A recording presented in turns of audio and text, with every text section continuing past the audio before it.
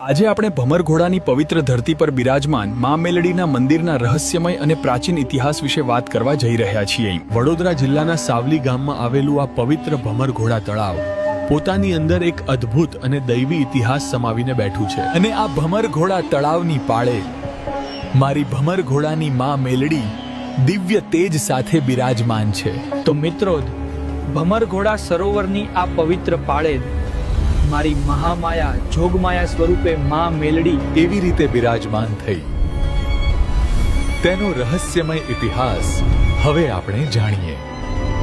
નમસ્કાર મિત્રો, ઘણા વર્ષો પહેલાની વાત છે જ્યારે દેવલોકમાંથી 4 દિવ્ય જોગણીઓ ભ્રમણ કરવા માટે પૃથ્વી તરફ પ્રસ્થાન કરે છે। અને આમ ચાલતી ચાલતી તે દિવ્ય જોગણીઓ પૃથ્વીલોક પર આવી પહોંચે છે અને પૃથ્વી પર આવીને જ્યાં આજે ભમરઘોડા તળાવ આવેલું છે ત્યાં તે સમયે એવું કોઈ તળાવ નહોતું, માત્ર એક વિશાળ અને રહસ્યમય જંગલ જ હતું।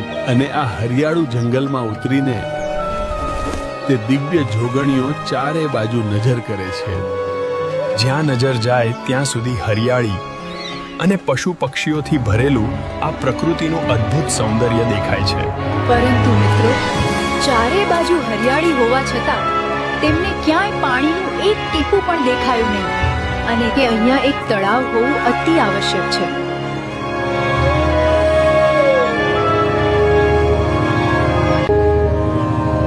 અને આ મરગાઢ વિચાર વિમર્શ કર્યા પછી આ ચારેય દિવ્ય જોગણીઓએ એક મહાન નિર્ણય લીધો કે આપણે આ હરિયાળા જંગલની વચ્ચોવચ્ચ એક પવિત્ર તળાવ તો બનાવવું જ છે। અને પછી પોતાની અદ્ભુત દિવ્ય શક્તિઓથી જ તે ચારેય જોગણીઓએ 7 રાતને એક જ રાતમાં સમાવી દીધી। અને જેમ જ એ દિવ્ય રાત પથરાઈ તેમ જ ચારેય જોગણીઓએ પોતાની અદ્ભુત શક્તિઓથી આ 4 દિવ્ય અશ્વો પ્રગટ થાય છે। ચારેય યોગિનીઓ તે ભવ્ય અશ્વો પર સવાર થાય છે અને પછી તે ચારેય જોગણીઓ ઘોડા ઉપર સવાર થઈ એ જ પવિત્ર જગ્યાએ એ દિવ્ય જોગણીઓ પોતાના અશ્વોને ગોળ ગોળ ફેરવતી રહી। અને એમ તે દિવ્ય શક્તિના પ્રભાવથી જ ત્યાં જમીન ખુદાઈને એક વિશાળ તળાવ સર્જાવા લાગ્યું। અને આમ ચારેય જોગણીઓ ઘોડા ઉપર અસવાર રહીને આ અદ્ભુત કાર્ય પૂર્ણ કરવા લાગી। આમ તે ચારેય દિવ્ય જોગણીઓએ જ પોતાના ઘોડાના ડાબલેથી ત્યાં એક વિશાળ અને ભવ્ય સરોવર ખોદી નાખ્યું। ને સરોવર ખોદતાની સાથે જજોગણીઓએ એક જ રાતમાં તે તળાવની મજબૂત અને વિશાળ પાળ પણ બાંધી દીધી। અને પાળ બાંધતાની સાથે જ તે ચારેય દિવ્ય જોગણીઓ હરખાઈ ઉઠી અને આનંદભેર કહેવા લાગી તે ઘોડાના ડાબલાથી આપણે કેટલું સુંદર અને રળિયામણું તળાવ બનાવી દીધું છે।